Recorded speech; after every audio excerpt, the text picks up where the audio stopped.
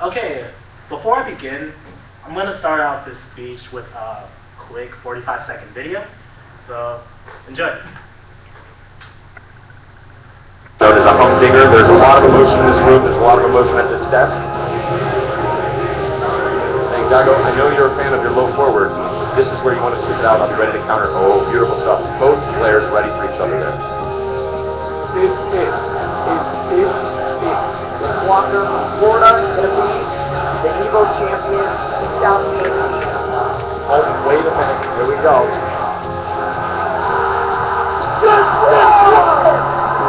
Just reset my bracket. He's doing the impossible. My God, not so.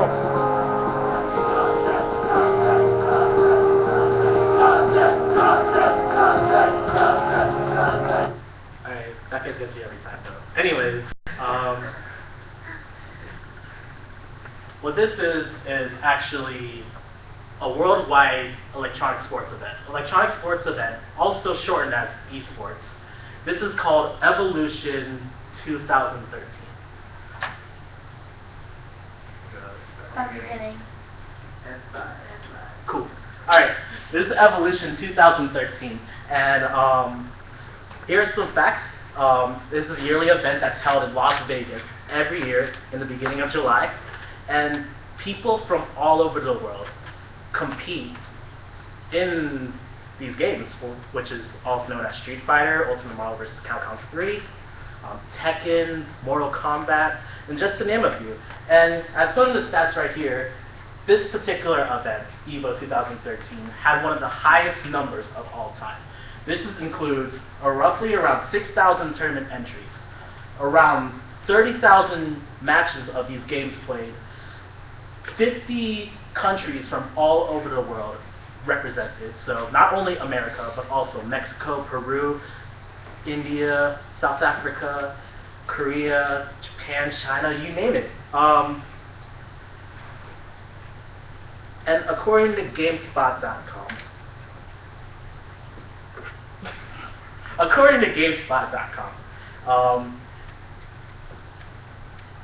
it had, these were the, this is all taken from GameSpot.com.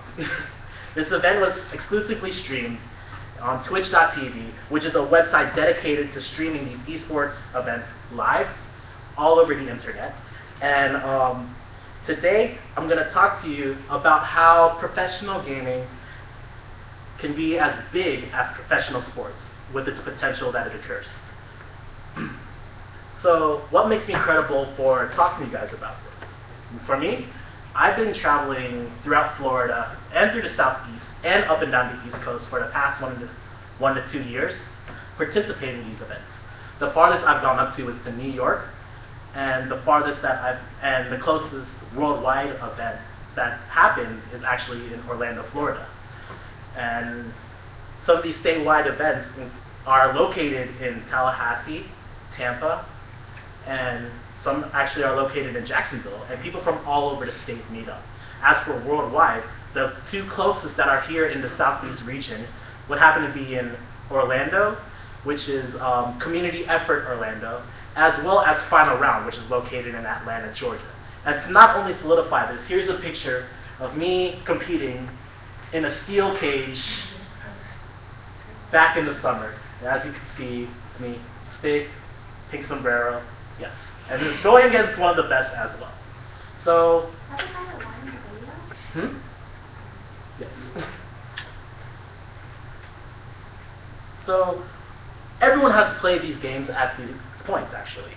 Whether it's Pokemon, Super Smash Brothers, Madden, FIFA, Halo, Call of Duty, League of Legends. At these points, these games have been considered as competitive and been widely brought together for a worldwide scale, and only also for probably a prize pool of like $1 million+ at one point. And they've been held from like local school areas to gyms, and now it's being held in ballrooms, Broadway theaters, as well as actually entire stadiums. And the two ways that gaming can be big is through marketing and business development. We will first explore how marketing can increase the popularity of professional gaming. So how do we view marketing? We view marketing as the process of communicating the value or the service to customers for selling that product or service. This would include sponsorships, as you can see down here. One of the most notables that you would probably recognize is Microsoft. And for those that are into like clothes and stuff like that, Kid Robot. Oh my goodness. And how would we relate that to sports? Well, sports is actually the same thing. You would need your sponsorships, you would need your partnerships. In the NFL's case, according to the NFLplayers.com, National Football League around America has partnered with many companies, thus resulting in a total of 28 sponsors. Some of these sponsors would include Gatorade, Papa John's, Ford, Pepsi, Visa, Miller Coors, Verizon, just to name a few. Recently, there was a huge event. It was held in the Staples Center, and that's where the Los Angeles Lakers play. That stadium or arena is mostly can hold probably up to 18 to 20,000 people. And and here's a picture of that arena for the League of Legends World Championship. As you can see, a really big stage, really big media setup, and all of these seats filled up throughout the whole stadium arena. According to Forbes magazine, the worldwide event sold out every seat just to watch a team from South Korea play against a team from China for the chance to win a grand prize of $1 million.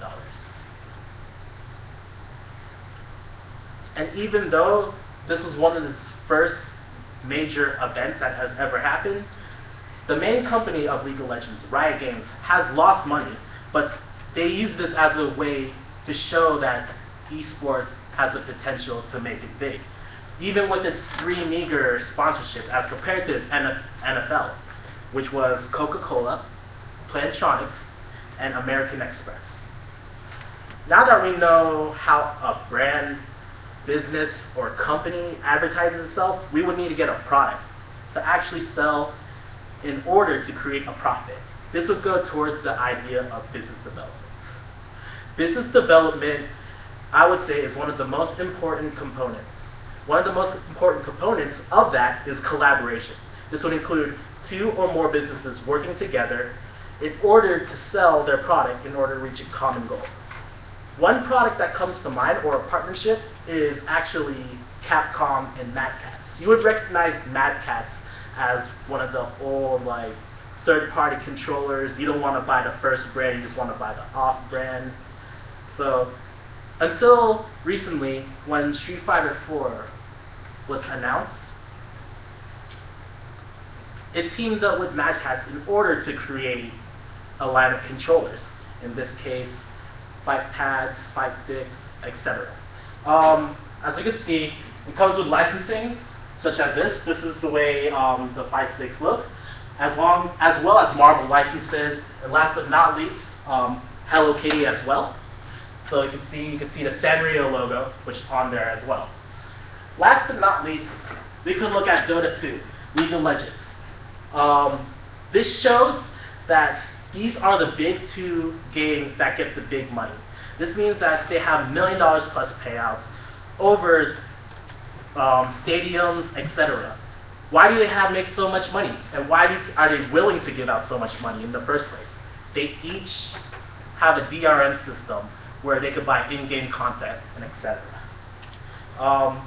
And these transactions are not only there, but it's also not only in America, but as well as around the world. So in conclusion, their main point is that professional gaming can become as popular as professional sports. The industry can skyrocket in popularity through the right marketing and the right business development, and eventually it will sell out stadiums and break out into the mainstream worldwide. Thank you.